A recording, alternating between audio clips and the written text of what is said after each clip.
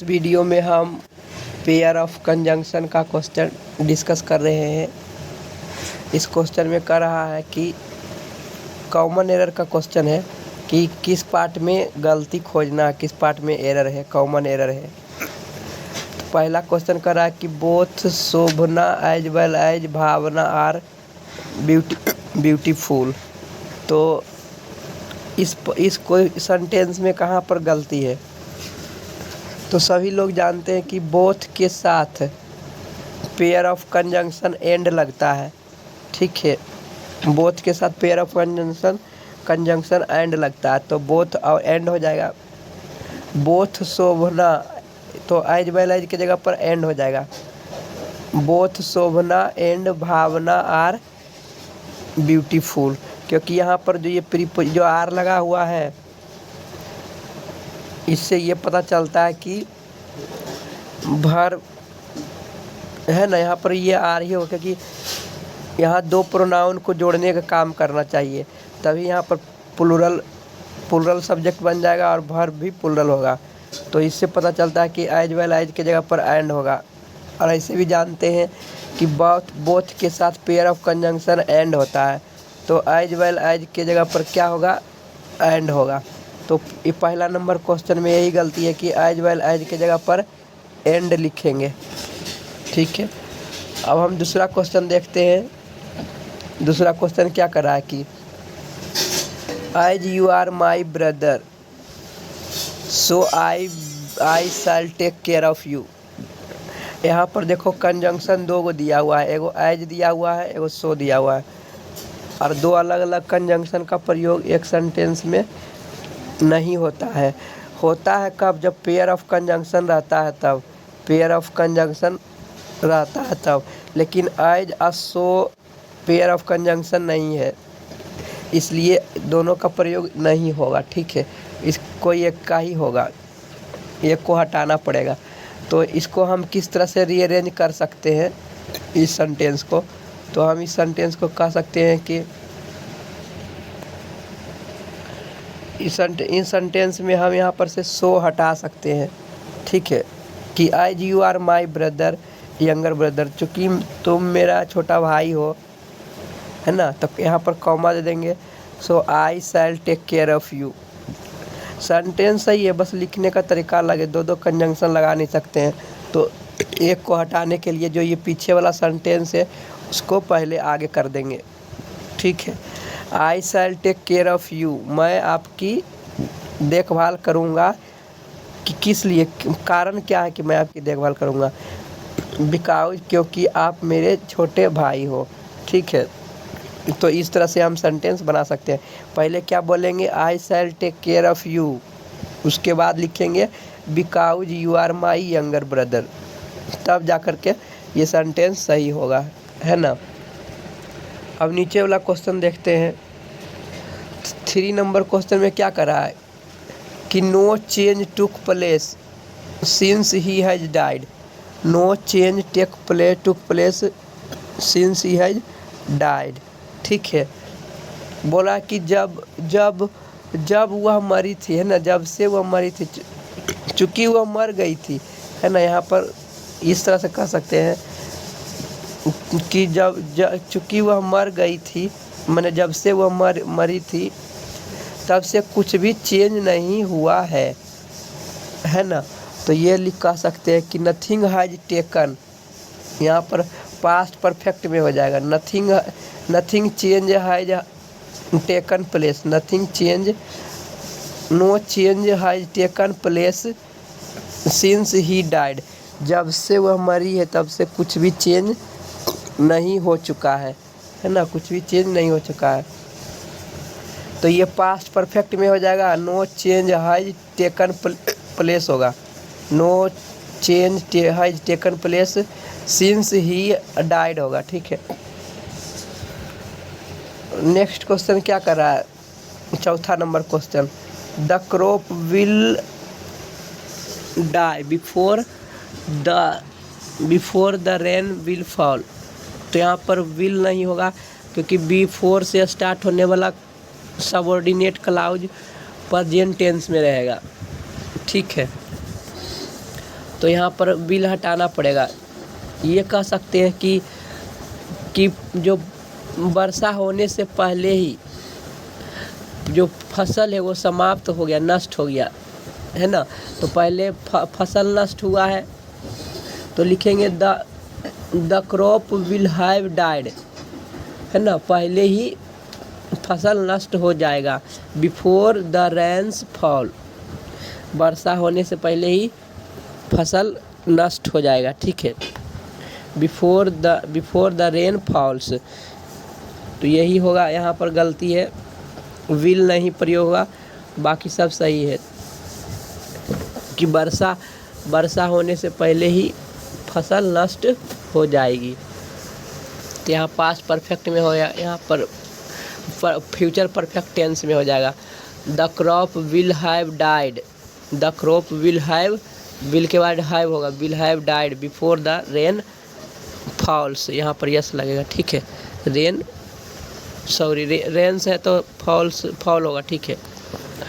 5वां number question में क्या कह रहा है, she behaves as if she is a child. तो इस क्वेश्चन में कहाँ पर गलती है? इस क्वेश्चन में सी बिहेव्स, वह इस तरह से बिहेव करती है मानो कि वह एक बच्ची है। तो एज इफ के बाद जो सेंटेंस शुरू होता है वह पास्ट टेंस में प्रयोग होता है, ठीक है, क्योंकि ये काल्पनिक सिचुएशन है, उस तरह का हो ही नहीं सकता है, ठीक है, वास्तविकता नहीं है। तो यहाँ पर इज के जगह पर वेयर का प्रयोग होगा, ठीक है, इज के जगह पर वेयर का प्रयोग होगा। She behaves as she were a child, वह इस तरह से व्यवहार करती है जैसे कि वह एक बच्ची है, ये इसका अर्थ हुआ। तो इज के जगह पर वेयर होगा, WERE वर का प्रयोग होगा, ठीक है। 6 नंबर क्वेश्चन में क्या कह रहा है, ही टुक द मेडिसिन, वह दवाई लिया। तो दवाई लेने के कारण क्या है ना, परिणाम क्या हुआ? तो वह दवाई इसलिए लिया ताकि वह ठीक हो सके, है ना। तो सो दैट होगा, यहाँ पर दैट सिर्फ नहीं होगा, यहाँ पर सो दैट होगा, वह दवाई लिया ताकि वह ठीक हो सके। तो सो दैट का प्रयोग होगा, दैट नहीं होगा, सो दैट, यही पर गलती है, इसको सुधारना है तो सो दैट लिखेंगे, so that he might get well, ताकि वह ठीक हो सके। अब क्वेश्चन नंबर 7 देखते हैं। क्वेश्चन नंबर 7 में क्या कर रहा है, mister Thakur was writing the book. जब मिस्टर ठाकुर किताब लिख रहा था उसी समय, है ना, उसी समय पब्लिशर आया, है ना। तो हम ये कह सकते हैं कि when the publisher came to him, जब पब्लिशर उनके पास आया, मिस्टर ठाकुर के पास आया, तो वह किताब लिख रहा था। तो एट दैट टाइम के जगह पर वेन का प्रयोग करेंगे, है ना, या while. When Mr Thakur was writing a book when the publisher came to him, at that time के जगह पर लिखेंगे वेन, WHEM वेन लिखेंगे, WHEN वेन लिखेंगे, ठीक है। जब पब्लिशर उनके पास आया तो उस समय मिस्टर ठाकुर क्या कर रहे थे, किताब लिख रहे थे।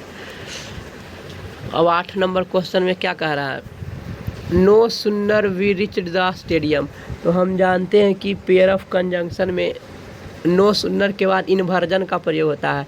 अगर जो इन्वर्जन नहीं भी लगाएंगे तो no sooner pair of conjunction होता है। तो नो सुनर के बाद यहाँ पर दैन का प्रयोग होना चाहिए कॉमा के जगह पर, तो यहाँ पर THAN दैन का प्रयोग होगा, है ना। No sooner we reached the stadium than it started raining cats and dog. जो ही मैं स्टेशन पहुँचा, स्टेडियम पहुँचा, वैसे ही घनघोर वर्षा होने लगी, ठीक है। तो यहाँ कॉमा की जगह पर THAN दैन का प्रयोग होगा, यही गलती है। 9 नंबर में क्या क्वेश्चन कर रहा है, because Suman is intelligent therefore everybody likes him. तो यहाँ भी देखो अलग अलग 2 कंजंक्शन का प्रयोग किया गया है, और 2 कंजंक्शन का प्रयोग नहीं करना चाहिए एक ही सेंटेंस में, तो एक को हटाना पड़ेगा, यहाँ पर से देयर फॉर हटाना पड़ेगा। तो यहाँ पर क्या होगा, एवरीबडी लाइक्स हिम। सबसे पहले लिखेंगे एवरीबडी लाइक्स हिम, हर कोई, हिम के जगह पर सुमन कर देंगे, जो यहाँ पर जो सुमन लिखा हुआ है ना, यहाँ पर हिम के जगह पर सुमन कर देंगे तो क्या होगा, everybody likes Suman because Suman is intelligent, और सुमन के जगह पर ही कर देंगे, ठीक है, ताकि प्रोनाउन का प्रयोग हो सके। तो लिखेंगे everybody likes Suman because he is intelligent. अगर जो हम यहाँ पर देयरफॉर लिख ही रहे हैं तो कॉमा का प्रयोग नहीं करेंगे, ठीक है, कॉमा सिर्फ दे देंगे तो उससे समझ में आ जाएगा कि चूंकि वह सुमन इंटेलिजेंट है इसलिए हर कोई उसे पसंद करता है। तो पहले कारण लिखना चाहिए, उसके बाद रिजल्ट लिखना चाहिए। तो पहले कारण क्या है कि हर कोई उसे पसंद करता है, कि अब क्यों करता है, क्योंकि वह इंटेलिजेंट है ना, तो कारण को बाद में लिखना चाहिए।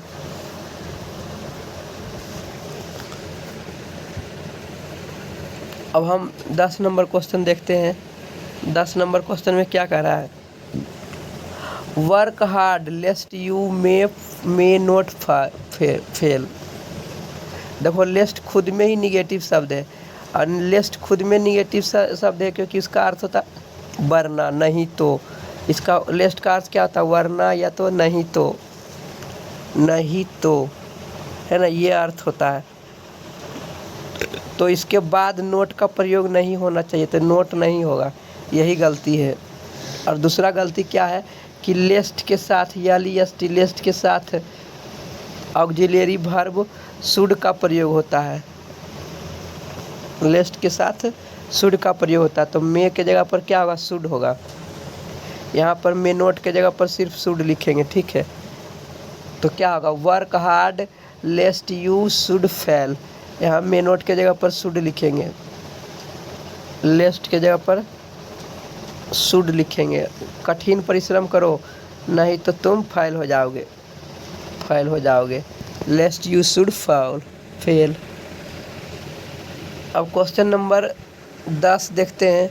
11 क्या कर रहा है, ही इज मोर इंटेलिजेंट, और हम देखो यहाँ पर मोर इंटेलिजेंट है कंपैरेटिव डिग्री, और कंपैरेटिव डिग्री के तुरंत बाद THAN दैन का प्रयोग होता है। कंपैरेटिव डिग्री के तुरंत बाद THAN दैन का प्रयोग होता है। तो यहाँ पर he is more intelligent than होगा, बट के पहले दैन होगा, THAN दैन होगा, ठीक है। He is more intelligent than but not so hard working as his elder brother. तो यहाँ पर बट के जगह पर बट के पहले दैन का प्रयोग होगा, यही गलती है, ठीक है। अब हम क्वेश्चन नंबर 12 देखते हैं। क्वेश्चन नंबर 12 क्या कह रहा है, your father will return either on Sunday और ऑन मंडे, इस तरह से होगा, ठीक है। संडे और मंडे के पहले प्रीपोजिशन ऑन लगता है, तो यहाँ पर से ऑन हटा देंगे और आइदर ऑन संडे लिखेंगे, संडे के पहले ऑन लगाएंगे, उसके बाद और लिखेंगे, उसके बाद फिर मंडे के पहले भी ऑन लगा देंगे, ऑन। मतलब your father will return either on Sunday और ऑन मंडे, इस तरह से होगा, ठीक है। अब क्वेश्चन नंबर 13 में क्या कर रहा है, he asked me that who I was. देखो यहाँ पर आस्क्ड लगा हुआ, आस्क्ड लगने से ये पता चलता है कि ये इंट्रोगेटिव सेंटेंस आएगा, बाद में इंट्रोगेटिव सेंटेंस आया होगा। तो एक सेंटेंस में दो कंजंक्शन एक साथ नहीं हो सकता है, और यहाँ पर 2 कंजंक्शन लगा हुआ है, दैट और हु, तो 2 कंजंक्शन एक साथ प्रयोग नहीं होगा, यहाँ पर से दैट हटाना पड़ेगा, ठीक है। He asked me who I was, उसने मुझसे पूछा कि मैं कौन हूँ मैं, है ना, हु आई वाज। तो इस तरह से होगा, दैट यहाँ से हट जाएगा। He asked me who I was, यहाँ से दैट हट जाएगा। अब 14 नंबर क्वेश्चन क्या कर रहा है, 14 नंबर क्वेश्चन कर रहा है, most of the girls are doing their graduation because they may get good husband. अधिकांश लड़कियां ग्रेजुएशन कर रही है। कारण क्या है, वो लड़कियां ग्रेजुएशन क्यों कर रही है? ताकि उसे अच्छा पति मिले, है ना, वो पा सके। तो यहाँ बिकॉज का प्रयोग नहीं होगा, यहाँ पर रिजल्ट बताएगा ना, तो बिकॉज के जगह पर सो दैट का प्रयोग होगा। बिकॉज के जगह पर सो दैट का प्रयोग होगा। Most of the girls are doing their graduation so that they may get good husbands. Because के जगह पर सो दैट होगा, ठीक है। Question number 15, the students not only the teachers but also. तो देखो, द स्टूडेंट के पहले नॉट ओनली का प्रयोग होगा, ठीक है। स्टूडेंट्स के पहले नॉट ओनली का प्रयोग होगा। क्या बोलेंगे? नॉट ओनली द स्टूडेंट्स, न केवल विद्यार्थी, है ना, इस तरह से बोलेंगे। Not only the students but also the teacher, न केवल विद्यार्थी बल्कि शिक्षक भी जिम्मेदार है था। वाज रिस्पॉन्सिबल मतलब कि जिम्मेदार था। For what happened in the class, जो भी क्लास में हुआ है उसके लिए केवल टीचर ही ने, केवल विद्यार्थी ही नहीं जिम्मेवार था, बल्कि शिक्षक भी जिम्मेदार था, ये होगा, ठीक है। तो स्टूडेंट के पहले नॉट ओनली प्रयोग करेंगे। Not only students but also the teacher was responsible for what happened in the class, ये हो जाएगा। 16 नंबर क्वेश्चन में क्या कर रहा है? Although Vikas is hard working but he does not gate A job. तो इस सेंटेंस में कहाँ पर गलती है?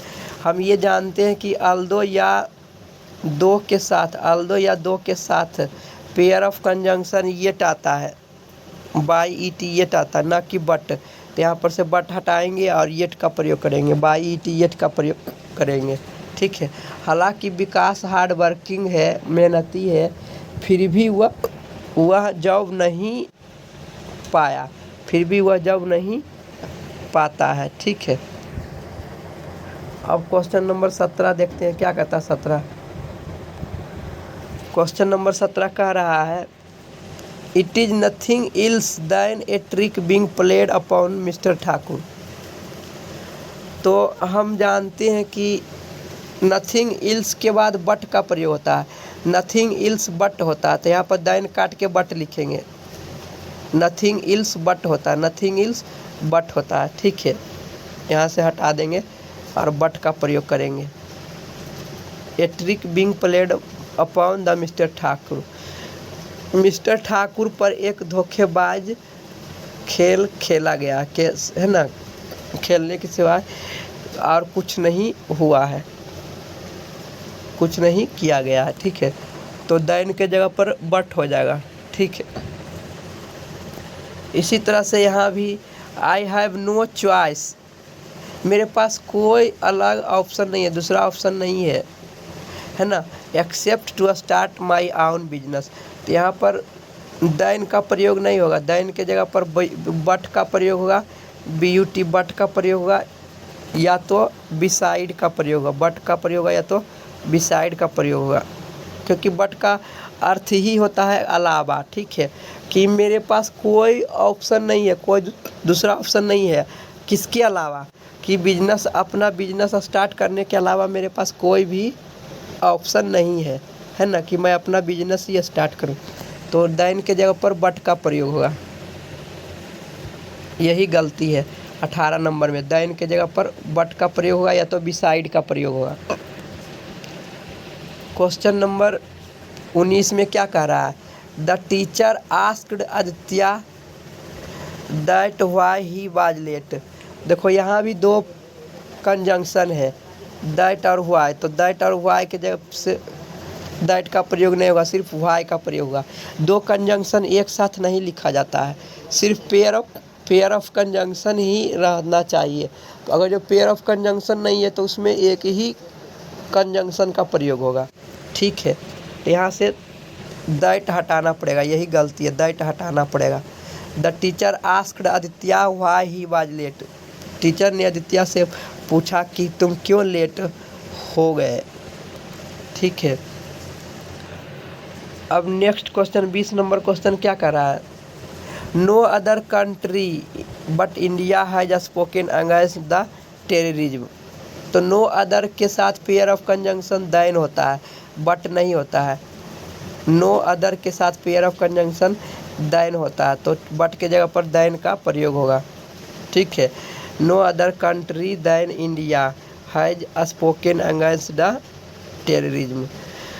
इंडिया के अलावा कोई भी देश आतंक के खिलाफ नहीं बोला है। No other country than India है ना, इंडिया के अलावा कोई भी दूसरा कंट्री आवाज़ नहीं उठाया है, तो बट के जगह पर दैन का प्रयोग होगा। ठीक है, यहाँ पर बट के जगह पर दैन का ही प्रयोग होगा। तो हम इस वीडियो को यहीं पर समाप्त करते हैं। थैंक यू दोस्तों, वीडियो को देखने के लिए धन्यवाद।